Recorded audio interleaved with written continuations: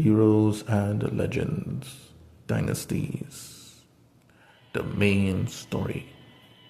Returning to the planet of the UND, the Monroe Power, an offshoot of the Rishans began the move across the planet, terrorizing the local countries. The next country that was on the radar of Emerson Monroe, the leader of the Monroe Power Group, was on the move. While she was on her patrol, a limousine, a caravan, an escort of the Iron Chancellor and the leader of the last ray country was that of the Iron Chancellor, Dietrich, was moving. He did not care about the Monroe Power and saw them as insignificant to his grander schemes. Emma Sound was furious. She did not like to be disrespected. On her quest to conquer this planet and to prove the Monroe Power as a worthy adversary in the universal struggle for control, she moved against the Iron Chancellor. Then she ordered one of her troops to launch an RPG to attack the envoy. The envoy stopped as the limousine stopped and the troops surrounded it to defend the Iron Chancellor. Emerson then ordered an attack. Attack them now, while they're dazed and confused. The Monroe Powers are attacking. Guard the Chancellor. Quick, call for backup. The Iron Chancellor took out his sword and came out of the limousine, poised for a fight. Emma Sound knew that this was her chance. She sent her personal troops to attack. The battle was going on smoothly.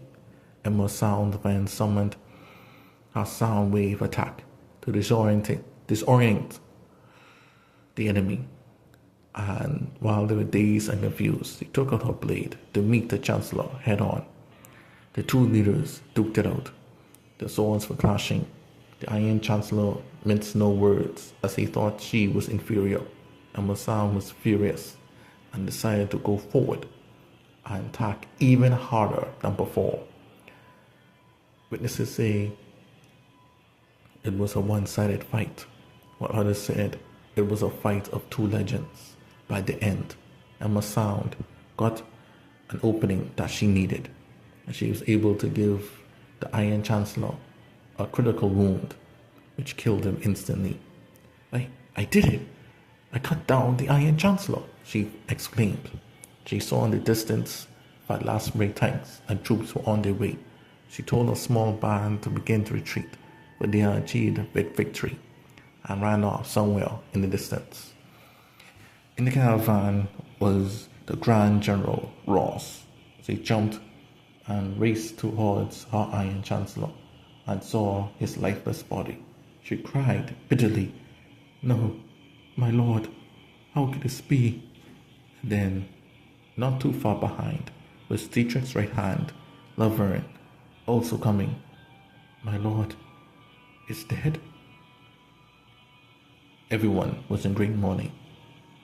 From the ministers like Temor to the giants like Randall the Shah Giant, and even other countrymen from the Cadet Tech State, who was like a sister country to the last spring.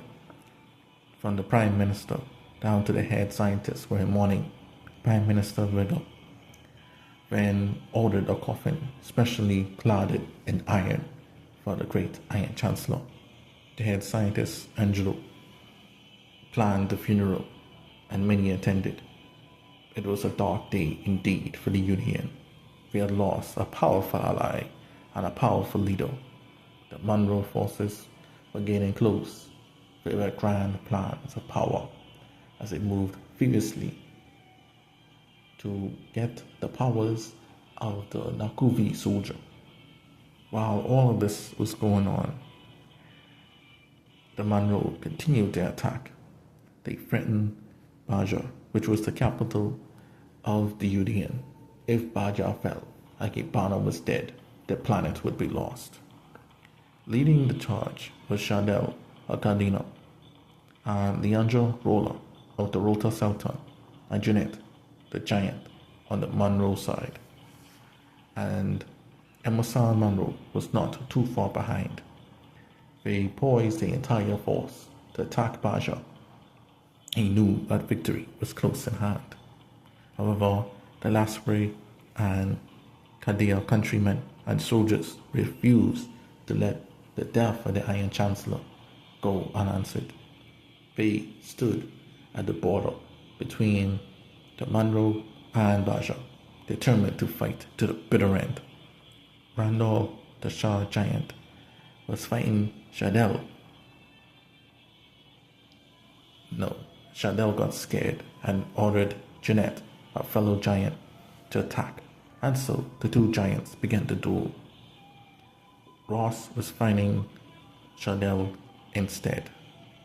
Laverne was fighting Emerson Monroe, and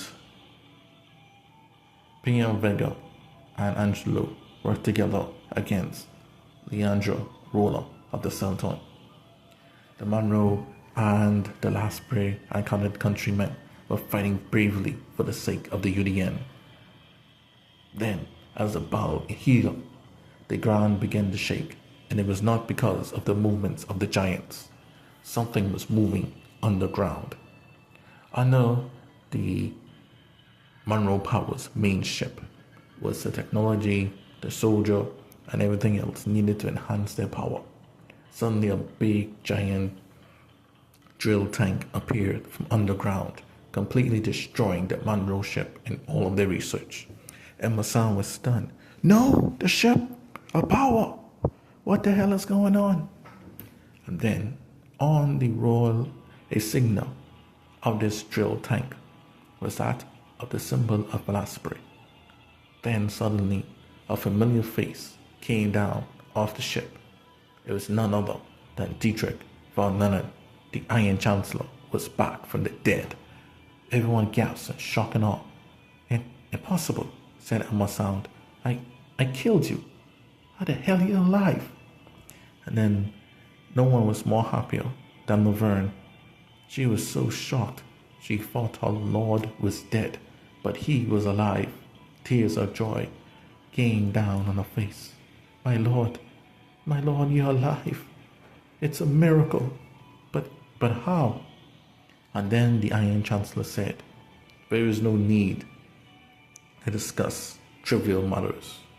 Now is the time. Surround and capture the Monroe forces. We will imprison these fools who dare invade the UDN here and now."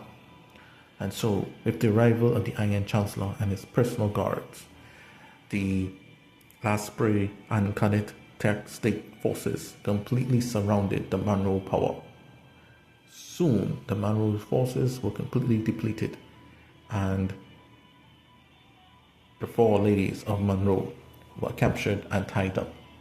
The war was over. The Monroe were captured and were being called by the main Irishan forces to lock them up, as they were prisoners of the Irishan. The Iron Chancellor had proved his might, and further impressed Gibana, who was the overall leader of the UDN. She knew from this day forward that only one worthy to succeed her was indeed the Iron Chancellor. Seeing all this, Dietrich then moved towards Baja to meet with Gibana and the Baja leadership to discuss their further plans as the wars of the universe continued on.